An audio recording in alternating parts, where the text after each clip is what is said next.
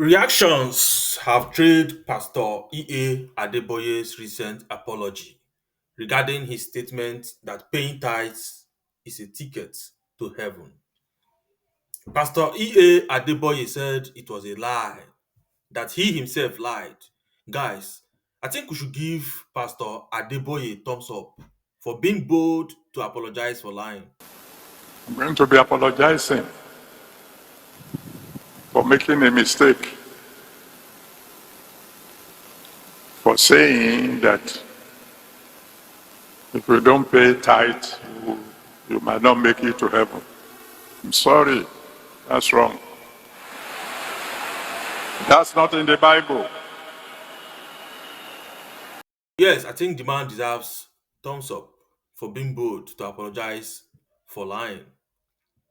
Although the apology came after a wave of backlash, as many Christians, especially Nigerians, believed the original comment that once salvation could be bought through tithing. All right, guys, before we proceed further and dive into the reactions, if this is your first time of seeing this channel, please subscribe and like this video. Thank you. So, guys, let's dive in. Among those who responded was Daddy Freeze, well known for his outspoken critiques of religious leaders. Daddy Freeze said he studied scripture in the original languages. Freeze quickly countered, backing his arguments with scripture and even claiming that paying tithes could potentially attract a curse instead of blessings. Now, Daddy Gio, I must say this with all respect and humility. Tithing was an old Jewish custom meant only for the Jews, and there's only one set of people that can collect it, and those are the Levites, a tribe out of the 12 tribes of Israel, as you may call.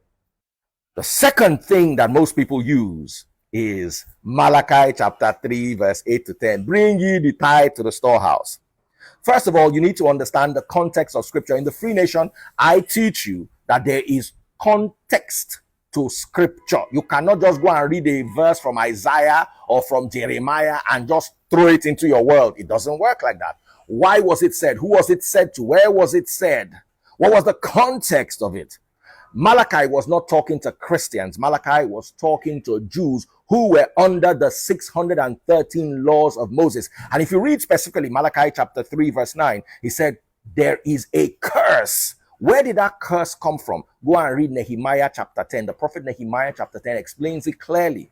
The people of Israel swore a curse upon themselves that if they break any of the laws of Moses, anything that wants to happen to them should happen to them. What are the laws of Moses? You'll be amazed to realize that according to the law of Moses, you cannot eat snail, can't eat catfish. Any fish from the sea you must eat must have fins and scales. So you are breaking the law by eating catfish.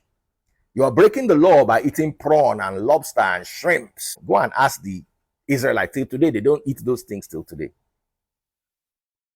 But you see, because you are now under the grace of God, as explained clearly in Galatians chapter 5. But guess what? You want to show yourself approved by obeying the law. What you do is you fall from the grace of God. You lose the covering of Christ. Specifically, the scripture I quote for this is Galatians chapter 5, verse 4. So each time you pay your tithe, you put yourself under the curse because you are disobeying the rest of the law. Leviticus 19, 27 and 28. You cannot trim the hair on the side of your face. All of you, they trim their beard, including our Jews who are clean shaven, are breaking the law. Galatians chapter 3, verse 10 emphasizes this curse again. He who disobeys the entire law is under God's curse. Where's the curse coming from? Nehemiah chapter 10. So curse will no consign you. You go use tithe, buy am. Another person who reacted was the online police and human rights activist, better known as Very Dark Man. Hear what he said. So I'm waiting for all those pastors, the likes of David Ibiomi, that will say give tithes, that are always preaching about tithes, that if you don't give tithe, this one will happen, that one will happen. The number one man of all the religious church people in Nigeria has come out to apologize Like, sorry for saying that if you don't pay tithe, you will not make heaven. That is not in the Bible. It's not in the Bible. Which other things have they told us that is not in the Bible? That's what I'm concerned about.